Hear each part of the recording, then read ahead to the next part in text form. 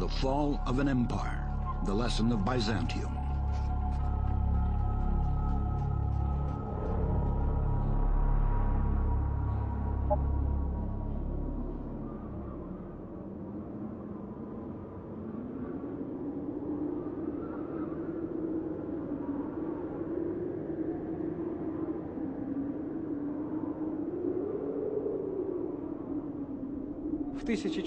In 1453, the Byzantine Empire fell.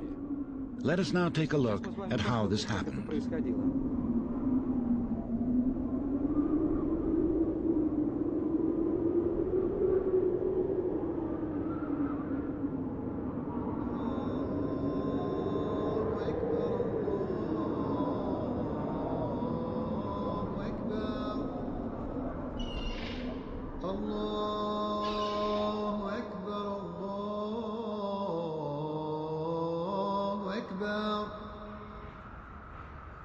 أشهد أن لا إله إلا الله أشهد أن لا إله إلا الله.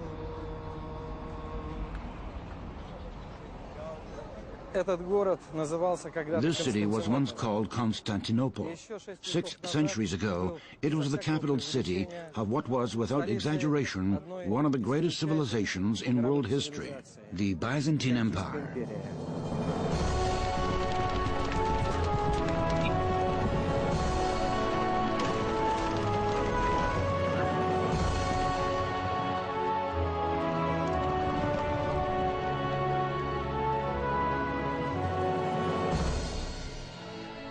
A rule by law, something we now take for granted, was created here, based upon the Roman codes in Byzantium 1,500 years ago. A legal system which was to become the basic foundation of all types of laws in most modern governments was the monumental creation of Byzantine jurisprudence during the reign of Emperor Justinian. The system of elementary and higher education first developed in Byzantium. It was here in the 5th century that the first university appeared. The most stable financial system in the history of mankind was created in Byzantium and existed in a nearly unaltered form for over 1,000 years. Modern diplomacy, with its basic principles, rules of conduct, and etiquette, was created and refined here in Byzantium. Byzantine engineering and architectural arts were unrivaled. Even today, famous works by Byzantine masters was the domes of the Hagia Sophia amazed the world with their technological perfection. No other empire in human history lasted as long as Byzantium. It existed for 1,123 years. In comparison, the great Roman Empire collapsed 800 years after its establishment. The Ottoman Empire fell apart after 500 years. The Chinese Qing or Manchu Empire after 300 years. The Russian Empire lasted 200 years, the British 150 years, the Austro-Hungarian Empire lasted around 100 years. During its zenith, Byzantium was home to 1/6 of the entire world population. The empire stretched from Gibraltar to the Euphrates and Arabia. It encompassed the territories of modern Greece and Turkey, Israel and Egypt, Bulgaria, Serbia and Albania, Tunisia, Algeria, and Morocco, part of Italy, Spain, and Portugal. There were around 1,000 cities in Byzantium, nearly as many as in modern Russia. The capital city's incalculable wealth, its beauty and elegance, amazed all the European peoples, who were still barbarians at the time when the Byzantine Empire was in its apogee.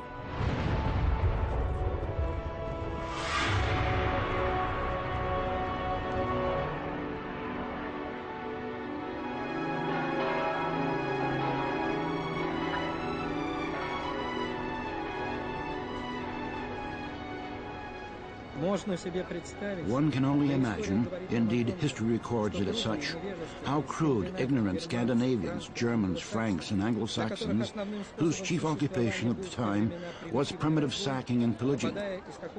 After arriving from some town like Paris or London, which had populations of some tens of thousands, to this megalopolis of millions, a city of enlightened citizens, scholars, and elegantly dressed youths, crowding imperial universities, dreamt of only one thing: invading and robbing, robbing and invading.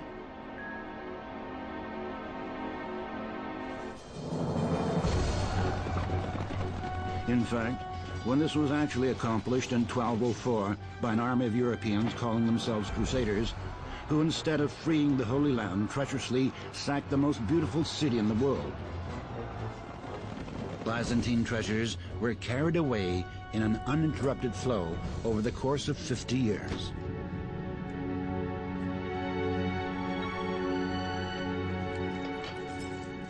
Hundreds of tons of precious coins alone were carried away at a time when the annual budget of the wealthiest European countries was no more than 2 tons of gold.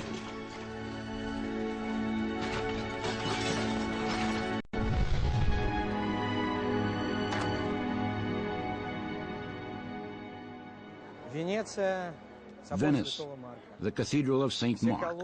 All the columns, marble, and precious adornments were stolen at that very time. By the way, those horses are from the imperial quadriga, carried away from Constantinople by the Crusaders.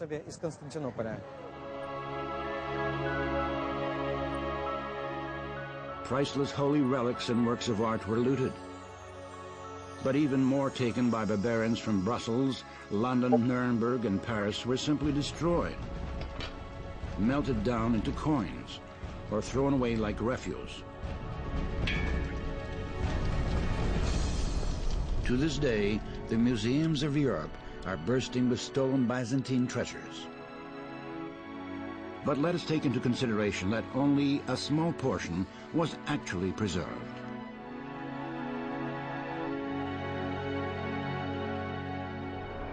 It was during this period of looting that the monstrous modern lending system was created using treasures stolen from Constantinople. This average-sized city in Italy, Venice, was the New York of the 13th century. The financial fate of nations was decided here. At first, most of the booty was easily taken by sea to Venice in Lombardy. The Russian word for pawn shop to this day is Lombard. The first European banks began to spring up like mushrooms after a good rain.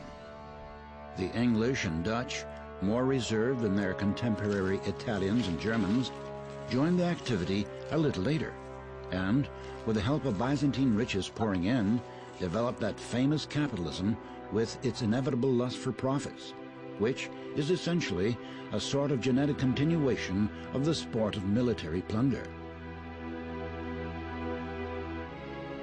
The first significant Jewish capital was amassed as a result of speculation in Byzantine relics. An unprecedented flow of free money caused the Western European cities to grow turbulently and became the decisive catalyst in the development of craft, science, and the arts.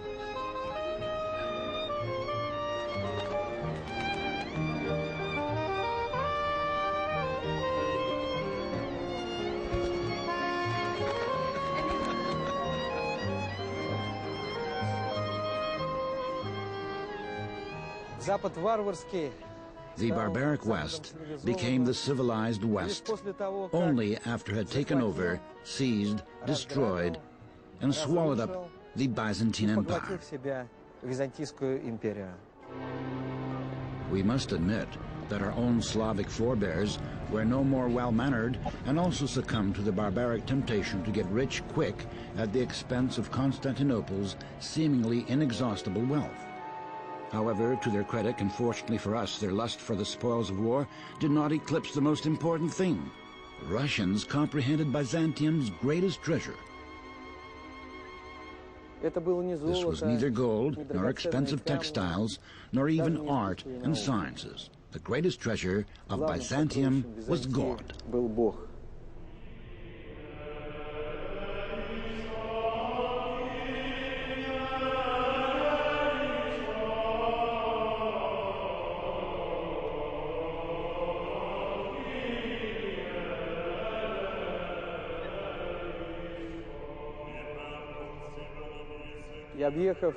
Having traveled the world over in the search of the truth and God, the ambassadors of Grand Prince Vladimir of Russia experienced only in Byzantium that a true relationship between God and man exists, that it's possible for us to have living contact with another world.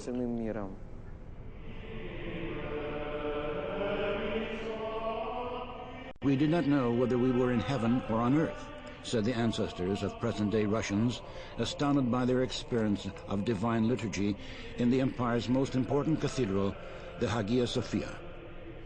They understood just what kind of treasure can be obtained in Byzantium. It was upon this treasure that our great forebears founded not banks, nor capital, nor even museums and pawn shops. They founded Rus, Russia, the spiritual successor of Byzantium.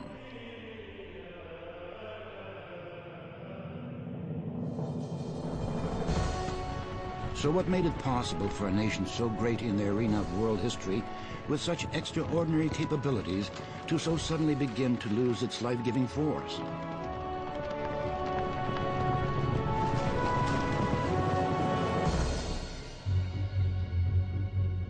What is most interesting is that the problems Byzantium met during its period of decline, aggression from foreign nations, natural disasters, economic and political crises, were nothing new for this over 1,000-year-old government with its proven mechanism for getting out of the most difficult situations.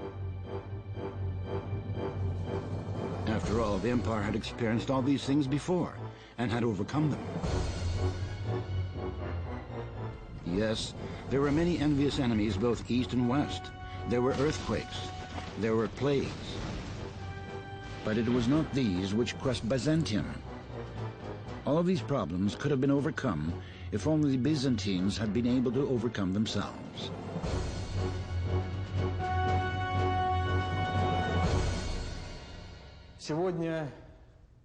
Today, we'll talk about that inner enemy, which appeared within the spiritual depths of Byzantine society and broke the spirit of that great nation, turning it into a helpless victim of those historical challenges which Byzantium was no longer able to answer.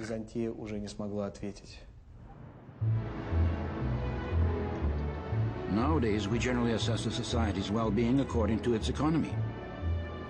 Although the word economics and even the science of economics itself hails from Byzantium, the Byzantines themselves never gave it much attention. The Byzantine financial economic system underwent several serious crises during the course of history, but the effectiveness of the empire's industry and agriculture generally enabled it to weather the storms. Suffice it to say that for 1,000 years, all international trade was based upon the Byzantine gold coin. But Byzantium could not solve the problem of its government's loss of control over its own finances and the huge ungovernable process of capital flow towards the West, to developing Europe. And this is what finally destroyed its economy. The government dropped all levers of trade and industry, and in the end gave all its trade and industrial resources over to foreign entrepreneurs.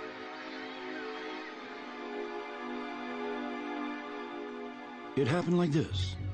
An important financial resource in the country was not gas and oil, as it is now, but customs obtained from the enormous international trade in the Bosphorus and Dardanelles.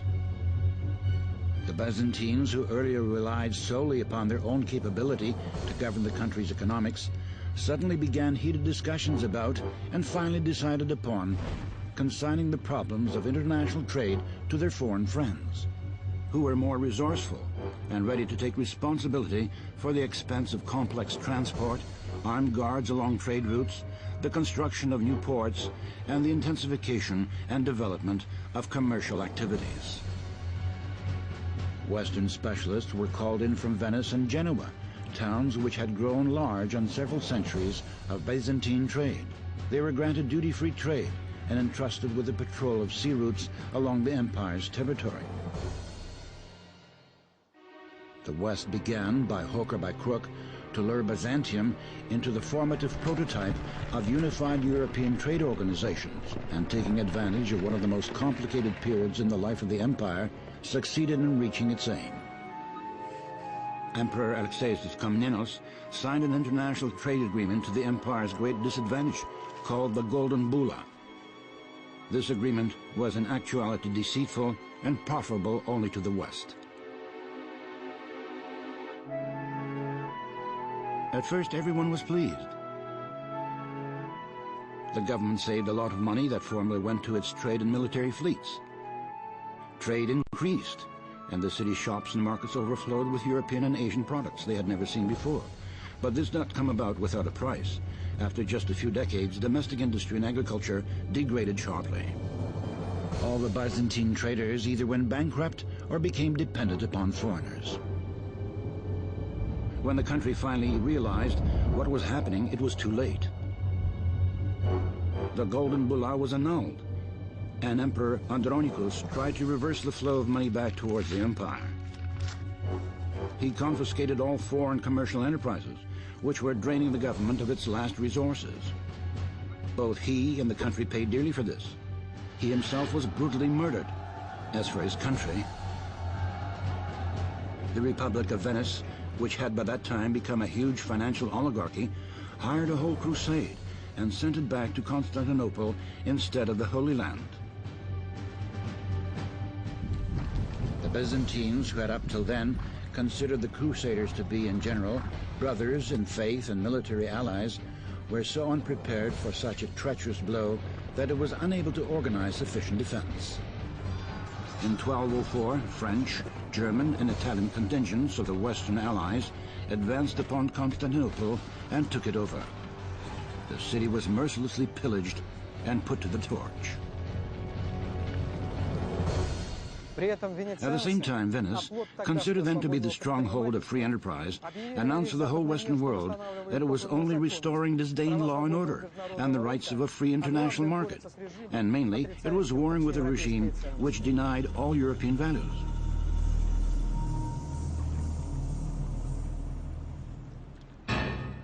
This was the moment when the West began to create an image of Byzantium as a heretical evil empire. As time went by, this image would continually be pulled out for use from Western ideological arsenals. Although Constantinople was recovered 50 years later, Byzantium would never recover from the blow. Meanwhile, foreign traders would retain complete control over both the economy and the Byzantine market.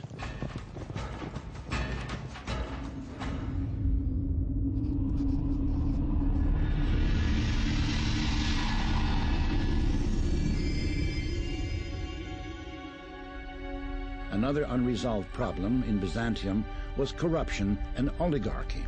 The government warred with them continually and was for a long time quite effective. Bureaucrats and financial schemers who had gone too far were punished and exiled, their possessions completely confiscated and given to the treasury. However, the authorities never really had the strength and resolve to check this evil systematically. Oligarchs gathered whole armies under the pretext of servants and guards and plunged the government into the thick of civil wars. Откуда в Византии вообще взялась олигархия? How did these oligarchs emerge in Byzantium, and why did they become uncontrollable? Byzantium had always been a strictly centralized, bureaucratic government. However, this was by no means its weakness, but rather its historical strength. All efforts to combine authority with personal interests were cut off firmly and decisively. However, during one moment in the period of political and administrative reforms, the temptation arose to exchange the old and seemingly awkward bureaucratic machinery for something more effective and flexible, in which the government's role would be limited and relegated to that of an overseer of formal legalities.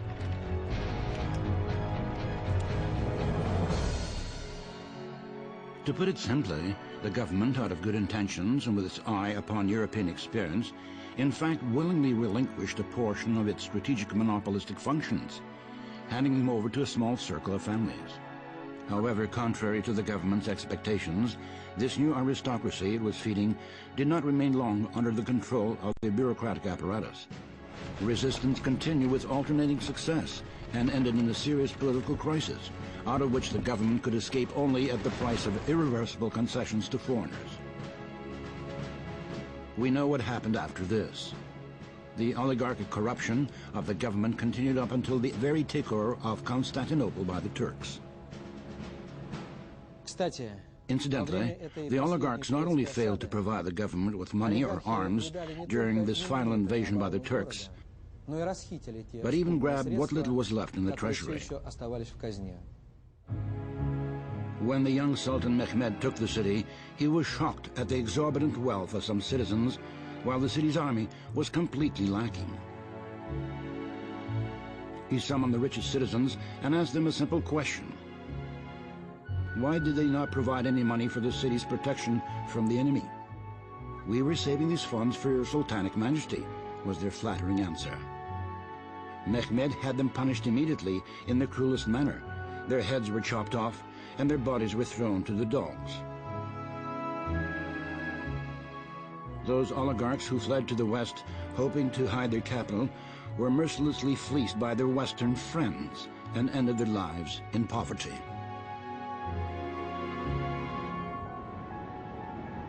A huge problem of the Byzantine government during the period of decline was its frequent change in political direction, which could be called a lack of stability and succession in governmental powers. With each change of emperors, the empire's direction would often change drastically. This weakened the country severely and cruelly exhausted the population. Political stability is one of the most important conditions for a strong state. This was the testament of the great Byzantine emperors. However, they began to disregard this testament.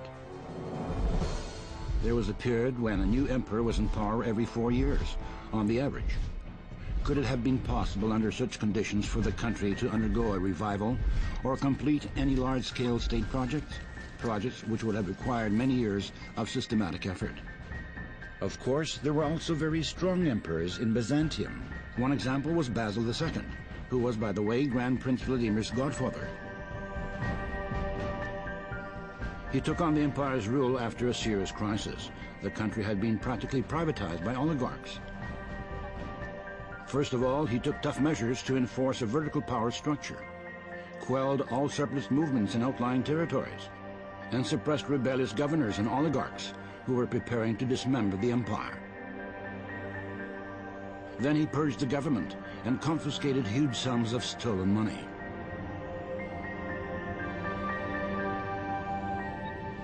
Basil II's strict measures allowed him to build up the state treasury to unprecedented sums. The empire's annual income was 90 tons of gold during his reign.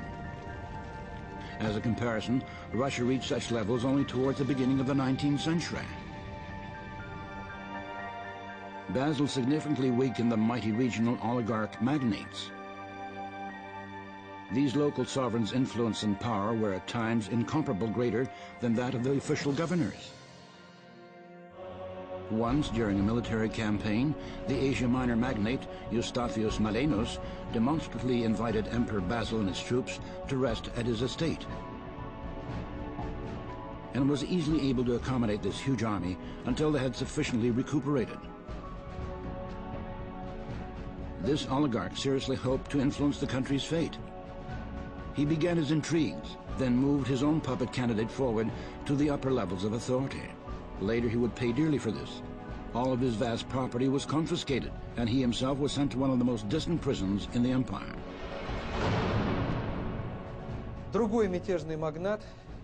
After the rebellion of another magnate, Bardos Skleros, was put down, Skleros even advised Basil II, in a candid discussion, to exhaust the magnates with taxes, special taxes, and governmental service,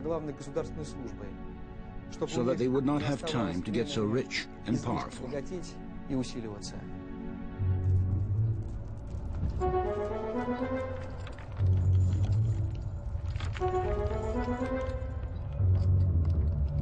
Having restored the verticality of authority in the country, Basil left a sort of stabilization fund to his successor, which was so large that, in the words of Mikhail Pselos, he had to dig new labyrinths in the underground treasury stores.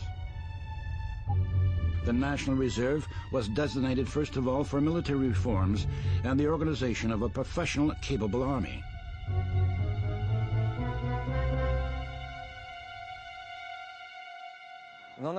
Byzantium in general had quite a problem with her successors.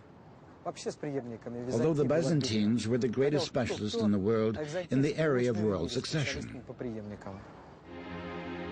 they did not have the principle of inheritance to the throne. Wishing to ensure that power succeed to a worthy heir, the emperors usually chose one or two candidates and actively drew them into governmental affairs, delegated high and responsible positions in the government to them, and observed them. There was even a system whereby the country would have at one time an emperor and so-called junior emperors, the heirs.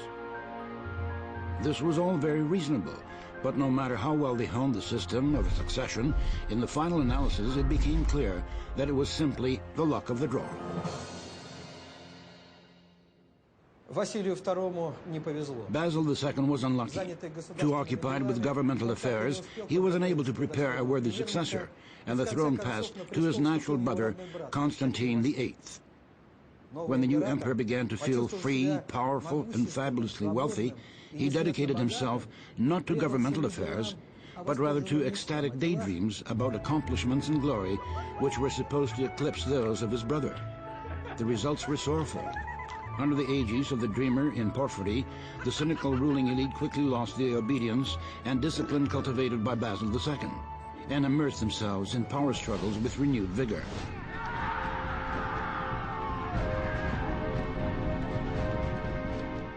Although the oligarchs quickly achieved their aim, it came with a price. If Basil II punished insubordination by confiscation of property, or in extreme cases by blinding, a punishment not uncommon during the Middle Ages, his successor, the hysterical Constantine, during fits of anger, castrated half of his contemporary Byzantine administrative elite. Furthermore, his extravagance eclipsed even that of one of the most dissolute emperors of the country's period of decline, whose nickname was the Drunkard, and like him, in a state of inebriation, entertained the rabble at the city hippodrome, 3 times larger than this Roman Colosseum. The next successor also failed to fulfill expectations. The vertical central power structure began to collapse. The result of a new uprising amongst the clans and elite, and the continual reshifting of property was predictably deplorable. Within 50 years, the empire found itself on the brink of destruction. The large stabilizing fund in the hands of inept sovereigns caused more harm than good. This money gained without effort began to work against the country by corrupting society. The same historian, Michiel Psellos, remarked bitterly that the empire grew sick from the misuse and plunder of this money set aside by Basil. The government's body, he wrote, became bloated. Some were gloated with money, others were stuffed to the gills with ranks, and their lifestyle became unhealthy and destructive. Thus, succession of power was a matter of life and death for the empire. When there is stability in succession and development, the country has a future. Without stability, collapse. But the people did not fully understand this and kept demanding various changes. Opportunists and runaway oligarchs also played on these popular moods. They would usually hide somewhere abroad and support various intrigues with the aim of overthrowing this or that emperor who did not suit them, providing for their own man and new reassignments of property.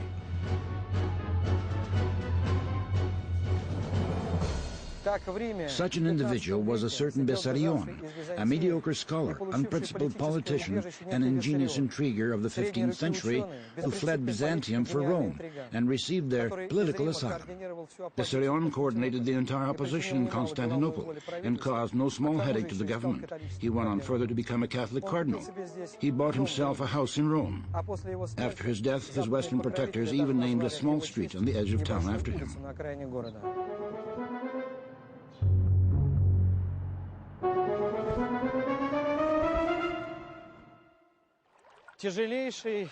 Another serious and incurable disease, never before a problem in Byzantium, also developed: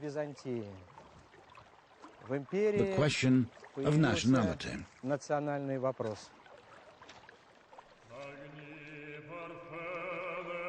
The fact of the matter is that nationality problems in Byzantium really had not existed for many centuries. As the historical, lawful descendants of ancient Rome, which was destroyed by barbarians in the 5th century, the inhabitants of Byzantium called themselves Romans. In a vast empire divided into many nationalities, there was one faith, Orthodox Christianity. The Byzantines literally fulfilled the Christian teaching of a new humanity living in a divine spirit, where there is neither Greek, nor Jew, nor Scyth, as Apostle Paul wrote. This hope preserved the country from the destructive storm of ethnic conflict. It was enough for any pagan or foreigner to accept the Orthodox faith and confirm it indeed in order to become a full member of society.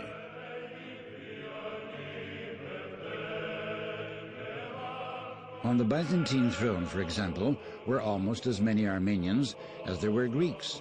There were also citizens of Syrian, Arabian, Slavic, and Germanic origin. Amongst the higher ranks of government were representatives of all peoples in the empire. The main requirements were their competence and dedication to the Orthodox faith. This provided Byzantine civilization with incomparable cultural wealth.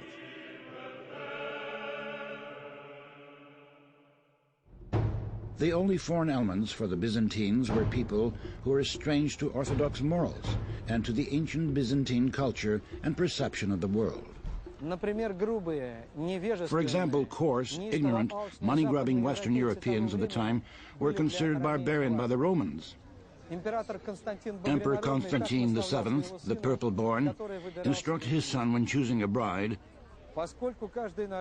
"Inasmuch as every nation has its own traditions, laws, and customs, one should unite in matrimony only with one from amongst his own people."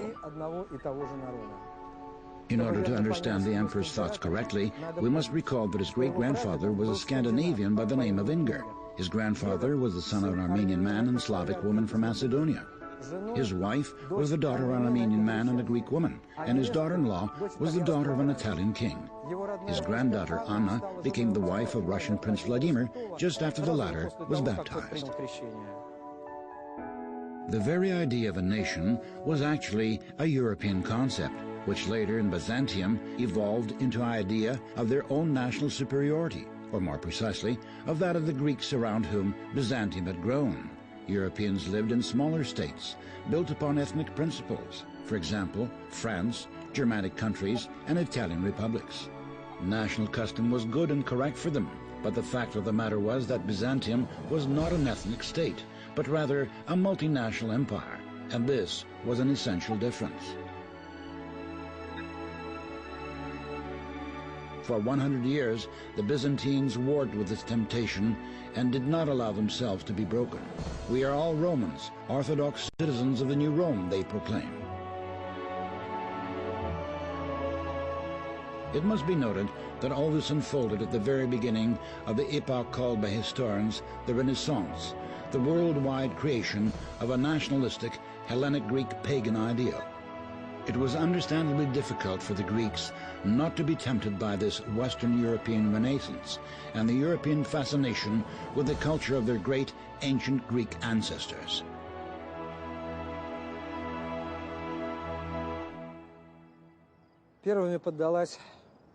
The first to give in were the intelligentsia. The enlightened Byzantines began to sense their Greekness. Nationalistic movements began, then the denial of Christian traditions, and finally, during the reign of Paleology, the imperial ideal gave way to a narrow, ethnical Greek nationalism. However, this betrayal of the imperial ideal was costly. The nationalistic fever tore the empire apart and was then quickly swallowed up by the neighboring Muslim empire. One apologist for Hellenic nationalism, the liberal scholar Platon, arrogantly wrote to Emperor Manuel II, "We, the people whom you command and govern, are Greeks by descent, as our language and educational heritage testify." Such words would have been unthinkable even a century earlier. However, Platon wrote them on the eve of the fall of Constantinople, in which were living people no longer Roman, but rather Greeks, Armenians, Slavs, Arabs, and Italians, in enmity with one another. Greek arrogance led to the discrediting of Slavs in the empire. Byzantium thereby estranged the Serbs and Bulgarians, who could have provided real help in the struggle with the Turks. The result was that the peoples of the once united Byzantium began to be at enmity with one another. The West did not miss the chance to take advantage of this new problem. It began to forcefully convince the Serbs and Bulgarians that the Greeks had been suppressing their national identity for centuries. Several real revolutions were provoked, and finally, with the help of economic and military forces, the West insisted upon the Serbs and Bulgarian separation from Byzantium and unification with Latin Europe. These nationalists took to bait, exclaiming suddenly, "We are also Europeans." The West promised them material and military aid, but of course deceived them, instead throwing them cynically before themselves as a buffer along the warpath of the Turkish hordes. The Balkan states, so loyal to the West, found themselves under the cruel Turkish yoke for many long centuries, and Byzantium was no longer able to help.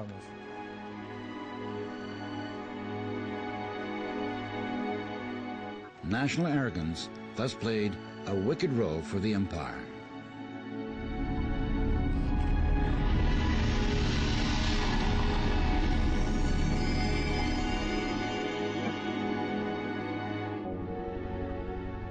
Another great problem was the gradual loss of control over the far-flung provinces.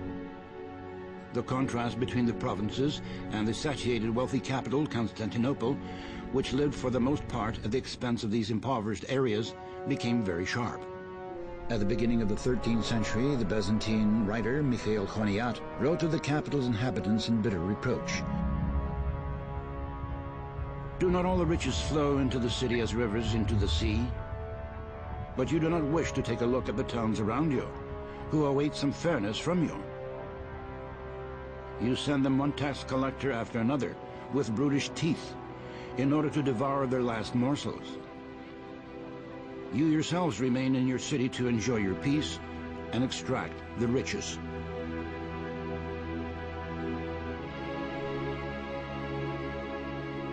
Even the capital city's chief administrator, the Eparch of Constantinople, enjoyed a particular status in the country, and his contemporaries often compared his power with that of the emperor, only without the purple, as they would say. One such eparch once became so furiously involved in the building of high-rise buildings in the capital that he could only be stopped by a special imperial order forbidding the construction of buildings over 10 stories.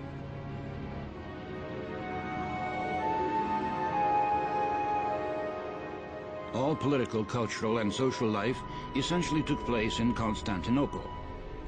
The government did not wish to notice that a serious imbalance was developing, and the forsaken provinces were becoming more and more decayed. Gradually, the tendency to flee to the center became increasingly marked.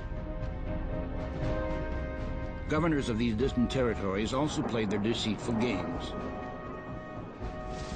Money budgeted and sent to the province was shamelessly expropriated.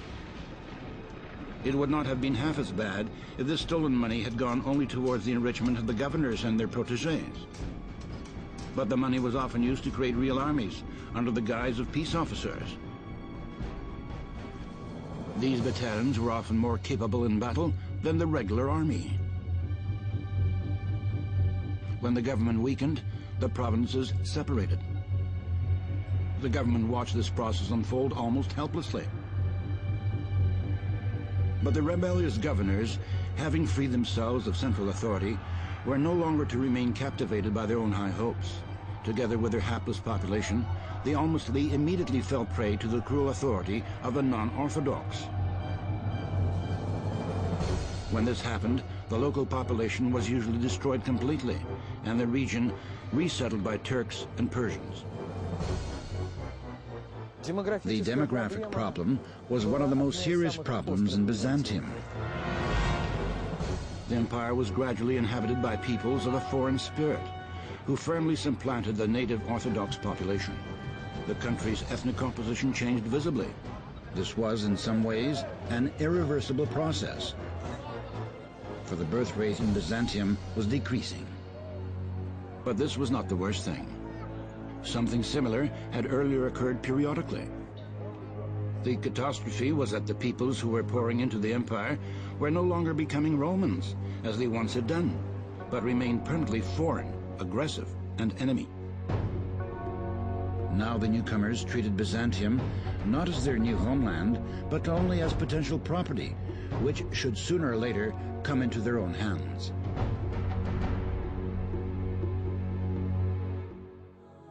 This happened also because the empire refused to educate the people, a concession it had made to the new Renaissance-era demagogy declaring state ideology to be a violation of the individual. However, nature abhors a vacuum. Having voluntarily renounced their 1,000-year ideological function of educating and cultivating the people, the Byzantines made way for influences upon the minds and souls of their citizens. Influences which were not so much a promotion of independent and free thinking as they were a form of intentional ideological aggression aimed at destroying the foundations of state and society.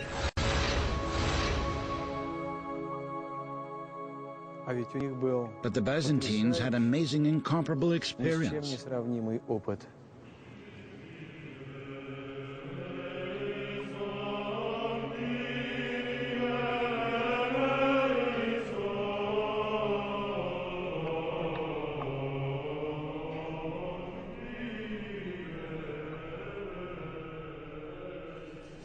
The best leaders of the empire were capable of using their vast inheritance, a wealth of experience in governance and subordination. As a result of this acumen, cruel barbarians, after partaking of the great Christian culture, became the most reliable allies, received grandiose titles and vast estates, were numbered among the highest ranks of government service, and fought for the interests of the empire in the furthest stretches of its territory.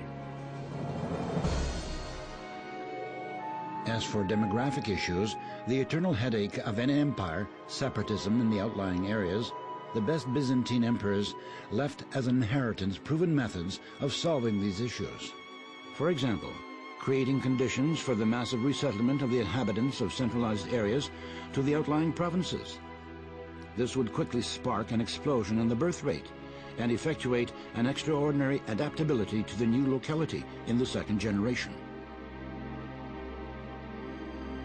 However, this wealth of experience was cruelly mocked and criminally disregarded in favor of foreign opinion, and finally, it was irretrievably lost. But just what was this invasive opinion?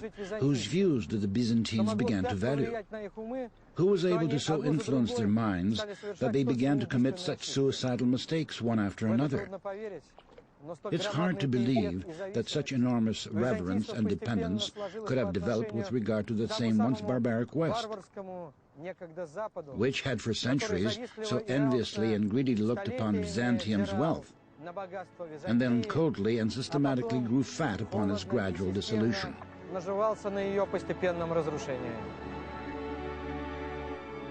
Byzantium was a unique state which differed from both the East and the West. Everyone recognized this fact. Some were exhilarated by it, others hated this independence, while others felt oppressed by it. Be this as it may, Byzantium's difference from the rest of the world was an objective reality. First of all, Byzantium was the only country in the world which stressed over a huge territory between Europe and Asia, and its geography was already a large contributing factor to its uniqueness.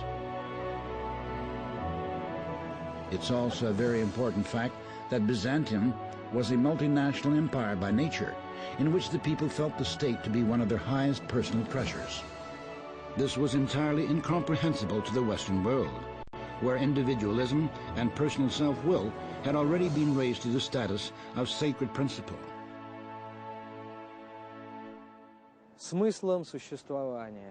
Byzantium's soul and its meaning of existence was orthodoxy, the unspoiled confession of Christianity, in which no dogmas had changed essentially for 1,000 years.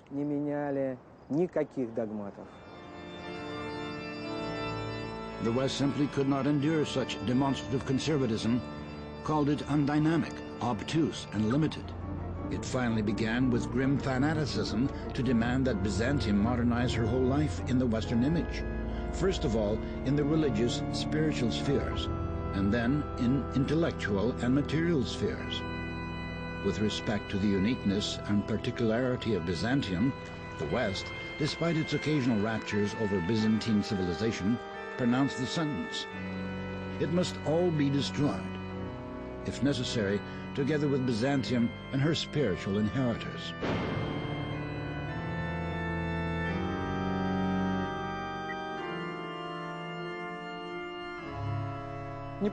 Not a bad organ, also invented and created in Byzantium. In the 9th century, it was brought here to Western Europe, and from that time on, as you see, it has taken root.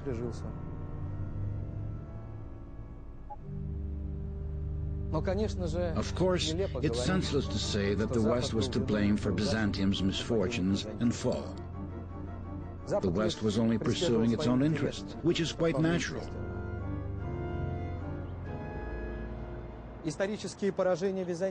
Byzantium's historical blows occurred when the Byzantines themselves betrayed their own principles upon which their empire was established. These great principles were simple and known to every Byzantine from childhood: faithfulness to God, to his eternal laws preserved in the Orthodox Church, and fearless reliance upon their own internal traditions and strengths.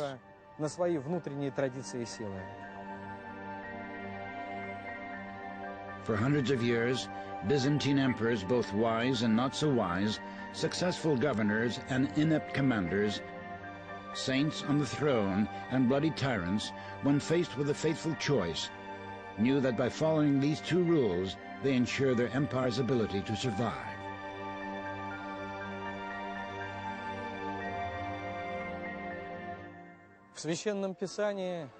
In the Holy Scriptures, which every Byzantine knew, this is stated very specifically.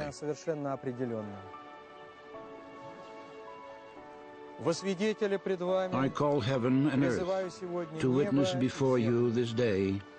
I have offered you life and death, blessing and curse. Choose life, that ye may live, and your descendants also.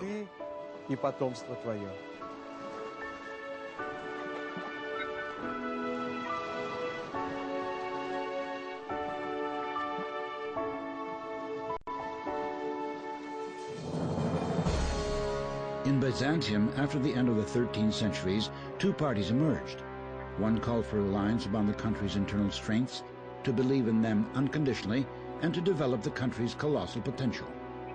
It was prepared to accept Western European experience discriminately, after a serious test of time, but only in those cases where such changes would not touch the fundamental basics of the people's faith and state politics.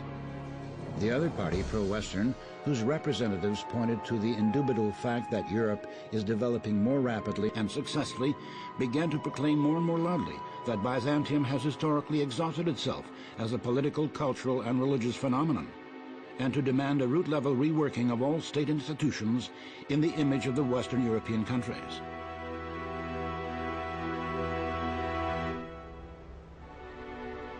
Representatives of the pro-Western party, secretly or more often openly supported by European governments, held an undoubted victory over the imperial traditionalists. Under their guidance, a series of important reforms took place, including those economic, military, political, and finally ideological and religious.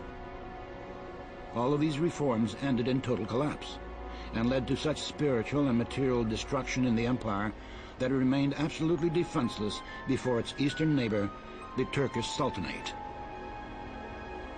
First of all, the pro-Western party began to re-evaluate its fatherland's history, culture, and faith. However, instead of healthy criticism, they offered only destructive self-abnegation. Everything Western was exalted, and everything of their own was held in contempt. Byzantine history was distorted, faith and tradition were mocked, and the army was degraded. The whole of Byzantium began to be painted as a sort of universal monster. The wealthy Byzantine younger generation no longer studied in its own country, but rather left to study abroad. The best minds of Byzantine science emigrated to the West. The state ceased to give them the proper attention. Emperor Theodore II foretold, "Rejected science will become our enemy and will take up arms against us. It will either consign us to destruction or turn us into barbarians." I write this in a state of gloomy melancholy. The emperor's presentiment did not deceive him. During the final fatal attack on Constantinople, a brilliant metal-casting scholar, a Hungarian named Urban, offered to create for the emperor large artillery armaments, which could sweep away the Turkish troops. But treasury was empty, and the rich of Constantinople did not give any money. Not having received payments, the insulted Urban offered his services to Sultan Mehmed. The Sultan seized the opportunity, which would give him the capability to destroy the city's invincible walls. He provided unlimited funds and began the project. Finally, the canons of Urban, the best student of the Byzantine ballistic school, decided the empire's fate.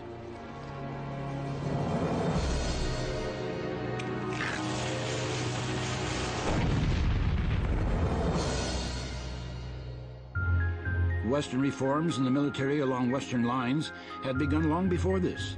In Byzantium, there had for many centuries existed a proven, although not always effective system called stratiotes, a national regular army with mandatory service from the age of 18. With time, the Byzantine army underwent serious changes. An army of a new type required significant capital. The very stabilization fund of Basil II was earmarked precisely for the creation of an effective army. The fund, as we recall, was squandered, while decisions were made to totally revamp the army according to the image of a Western professional one. At that time, the Byzantine mind was captivated by the image of Western knights, all nailed into suits of armor, the latest achievement of contemporary military industry. My Byzantines are like clay pots, one emperor commented contemptuously about his warriors, but the Western knights are like iron kettles. To be brief, as a result of the reforms, they took apart the regular army, but never built a professional one. In the final analysis, they took the course of forming a bloc with the West within the framework of a new military political union. In practice, this meant that during the most critical periods of war, they were forced to resort to a professional army, but not of their own, to a mercenary one. What it means to have a mercenary army, how loyal and capable it is, the Byzantines learned from bitter experience.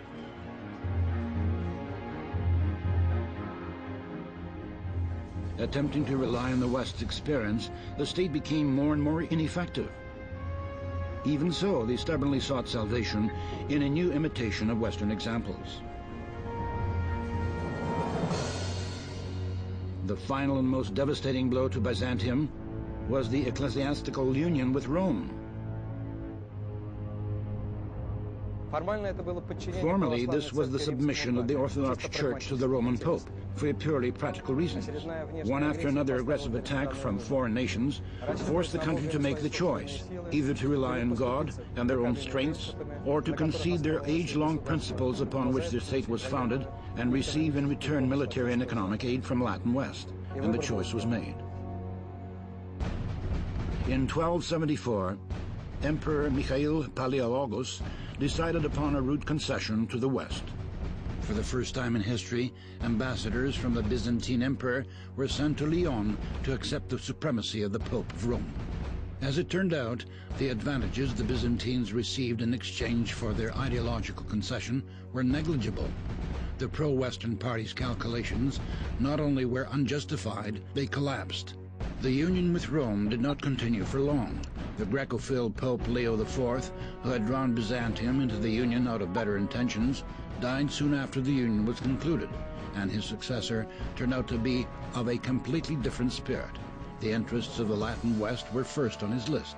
He demanded that Byzantium change completely, that it remake itself in the image and likeness of the West. When these changes did not happen, the Pope excommunicated his newly baked spiritual son, Emperor Mikhail Palaiologos, and called Europe to a new crusade against Byzantium. The Orthodox converts to Catholicism were pronounced bad Catholics. The Byzantines were supposed to get the point that the West needed only complete and unconditional religious and political submission. Not only the Pope was to be recognized as infallible, but the West itself as well.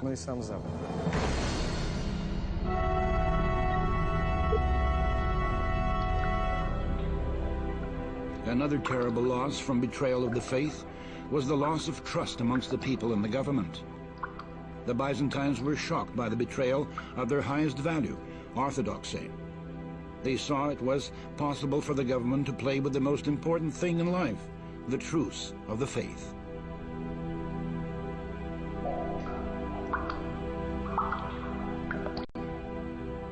The meaning of the Byzantines' existence was lost. This was the final and main blow which destroyed the country. And although by far not all accepted the union, the people's spirit was broken. In place of the former thirst for life and energetic resolve to action, there appeared a terrible general apathy and fatigue. The people no longer wanted to live. Этот ужас порой случается в истории с отдельными. This horror has happened during various periods in history, with various peoples and with entire civilizations. This is how the ancient Hellenic people died out, amongst whom an inexplicable demographic crisis occurred during the first centuries of AD. People did not want to live. They did not want to continue their generation. The rare families that did form often had no children. The children who were born died from lack of parental care. Abortions became common practice. The darkest occult and Gnostic cults came aggressively to the forefront, cults characterized by hatred for life. Suicide became one of the main causes of death amongst the population. This conscious dying out of a population has been called by science endogenous psychosis of the first third centuries, a mass pathology and loss of meaning for continued existence.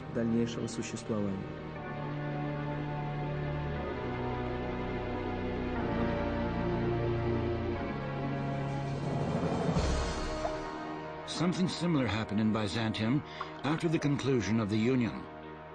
The crisis in state ideology led to total pessimism. Spiritual and moral decline began to take over, along with unbelief, interest in astrology, and the most primitive superstitions.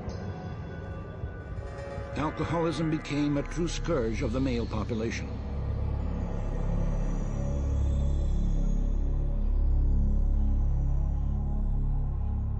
A morbid interest in long-forgotten mysteries of the ancient Greeks arose. An intelligentsia fascinated with neo-paganism consciously and cynically destroyed the foundations of Christian faith in the people. Processes of depopulation and family crises ensued. Out of the 150 Byzantine intellectuals known to us to have lived during the late 14th, early 15th centuries, only 25 had families of their own. This is only a small part of what came to Byzantium due to the decision amongst the elite to sacrifice higher ideals for the sake of practical advantages. The soul collapsed. In a great nation who had given the world grandiose examples of flights of spirit, now reigned unbridled cynicism and squabbles.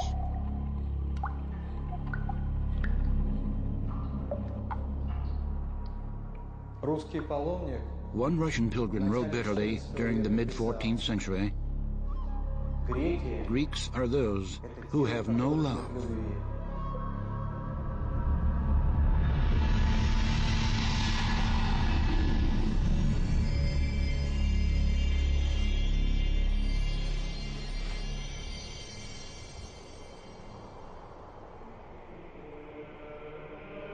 The best minds of Byzantium watched with sorrow as the empire gradually died, but no one heeded their warnings.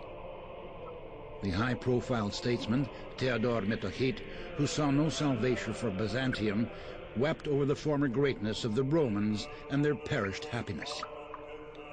He lamented the empire wasted by illnesses, easily succumbing to every attack by its neighbors, and become the helpless victim of fate and eventuality.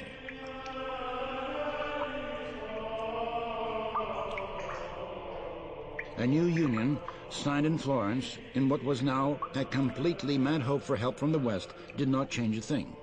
For the Byzantines themselves, this was a new moral blow of great magnitude. Now not only the emperor, but even the Holy Patriarch shared the faith of the Latins. However, despite various hierarchs' betrayals, the Orthodox Church stood firm. All were against the union, a Byzantine historian relates.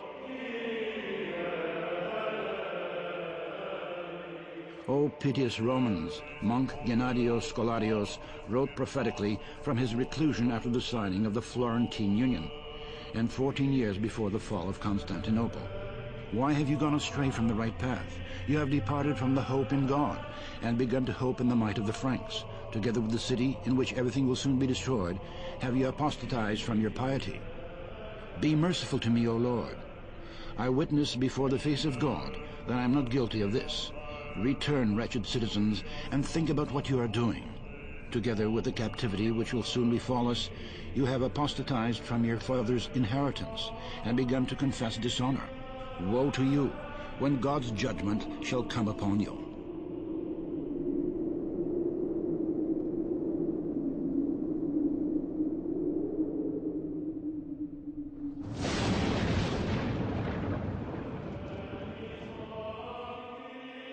The words of Gennadios Scholarios came true to the letter, and he himself was to carry the unbearably heavy cross of a bitter patriarchate. He became the first Orthodox patriarch in Constantinople after its fall to the Turks.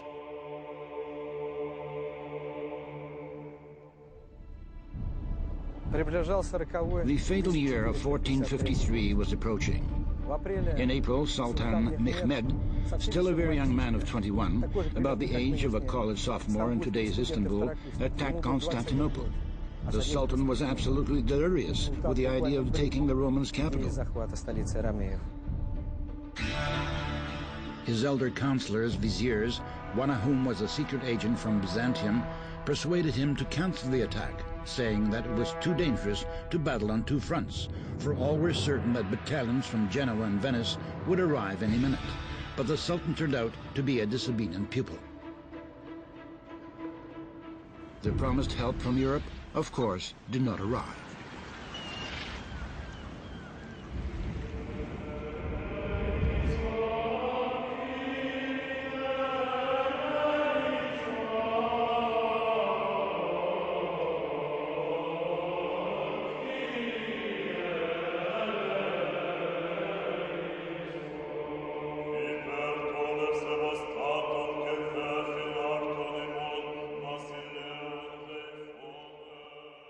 To the party of Westernizers in Constantinople, there was also added a pro-Turkish party. Sad as it may be, there was no true Byzantine imperial party amongst the politicians. The Turkish party was headed by the first minister and admiral, Grand Duke Notaras. He announced for all to hear that it would be better to see the Turkish Chalma cap ruling in the city than the Latin tiara. A little later, he, the first minister, was to fully experience just what this ruling Turkish Chalma cap was actually like. When Sultan Mehmed II took the city, amidst the general pillage and wild mayhem, he decided to appoint this very Notaras as head of the city. However, when he learned that the Grand Duke had a 14-year-old son of rare beauty, he demanded that the son be first surrendered to his harem of boys. When the Sheikh and Notaras refused, the Sultan commanded that both he and the boy be beheaded. The terrible outcome was unfolding inescapably. O heavenly King, Comforter, Spirit of truth, who art everywhere present and fillest all things, treasury of good gifts and giver of life, come and abide in us, and cleanse us of all impurity, and save our souls, O good one.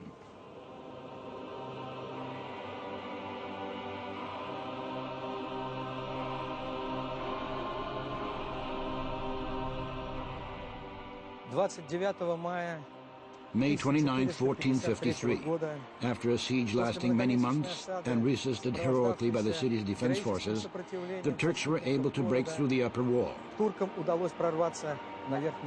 defense forces, frightened, turned to flight. The last Byzantine emperor, Constantine Palaeologus, remained alone, abandoned by all. Holding his sword and shield, the emperor exclaimed, "Is there not a Christian who might take off my head?" But there was no one to answer.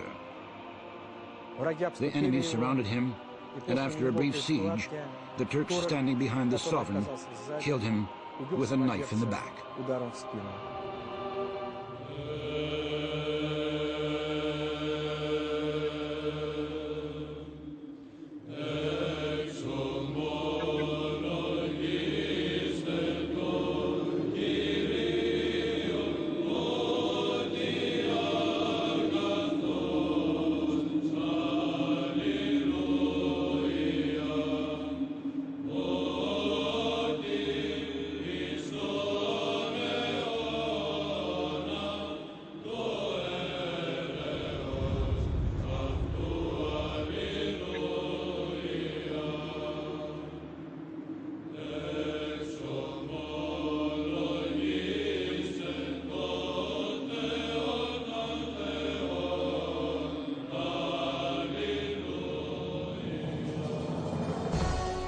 Что еще добавить? What more is there to Здесь say? живет совершенно Now иной completely народ, different people are living here, with царят different laws иные and morals. законы, иные нравы. The Byzantine inheritance, foreign to the invaders, was either destroyed or altered at the root. The descendants of those Greeks who were not destroyed by the conquerors were made into second-class citizens in their own land, with no rights for many long centuries.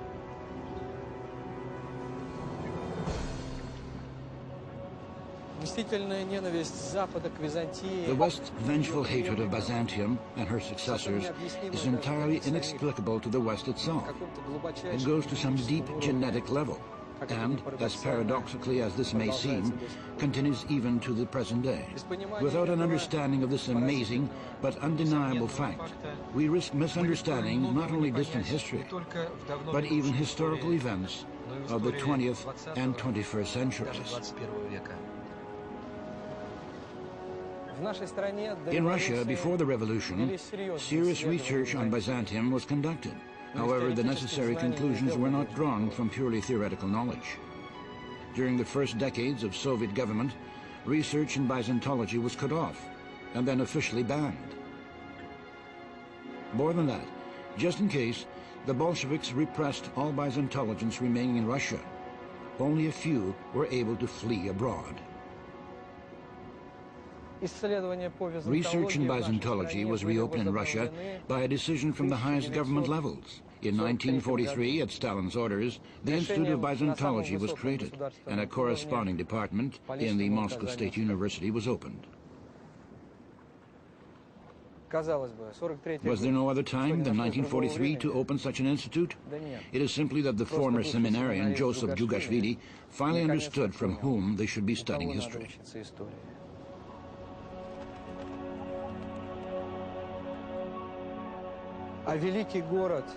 And the great city of Constantinople, which had oft-times forgotten the ancient laws of its fathers, for which forgetfulness it did not even preserve its own name, performs, if only its final service, as an instructor, to retell the story of its greatness, and of the monumental fall of a great empire.